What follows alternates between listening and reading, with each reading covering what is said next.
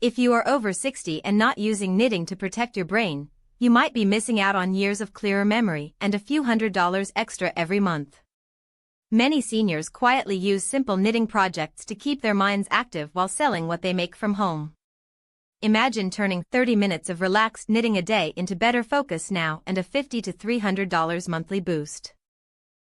By the end of this video, you will know exactly how to use knitting to support your brain health and how to turn your finished pieces into real extra income.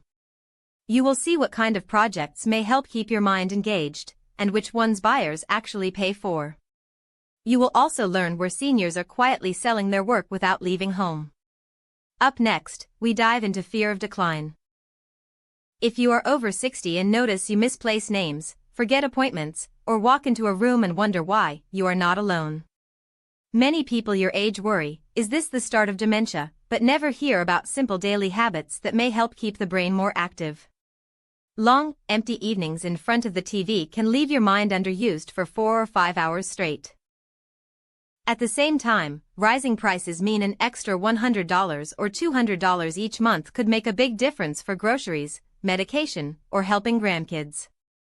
Many retirees think, I am too old to start a side income, and leave their hands and skills unused.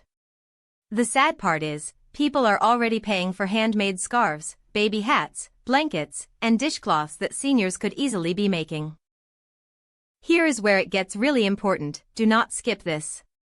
Knitting combines finger movement, counting, pattern reading, and planning, which many experts say may help keep different parts of the brain more active as you age. Many seniors find that 30 to 45 minutes of focused knitting a day helps them feel calmer and more mentally awake, especially in the evening.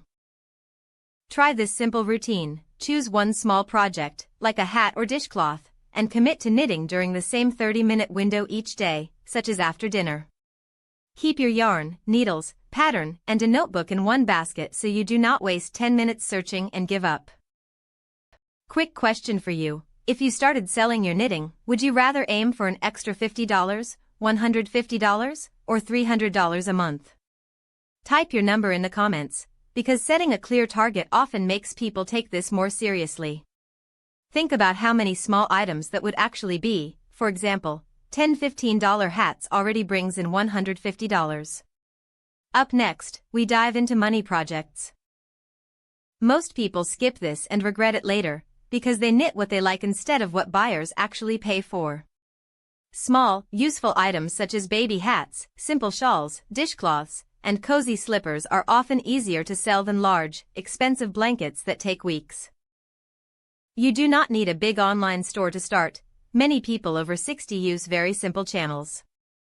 Local church fairs, community centers, and senior clubs often have tables where you can offer a few pieces and test prices. Some grandparents sell through family and friends on social media, letting a daughter or grandson post photos and handle messages for a small fee or favor. Here is the part that makes all the difference, and most people skip it. A big mistake is underpricing your work so low that you feel discouraged and give up after a month. If your yarn costs $5 and you charge $6, you are paying yourself almost nothing. Another common error is choosing very complicated patterns that strain your eyes and fingers and leave you exhausted instead of relaxed. If you are over 60 and not using knitting this way, you might be missing a powerful chance to support your brain and add extra money each month. Start with one small project tonight, set a 30-minute daily knitting time, and choose a simple way to offer your pieces, like a local fair or a family member's social media.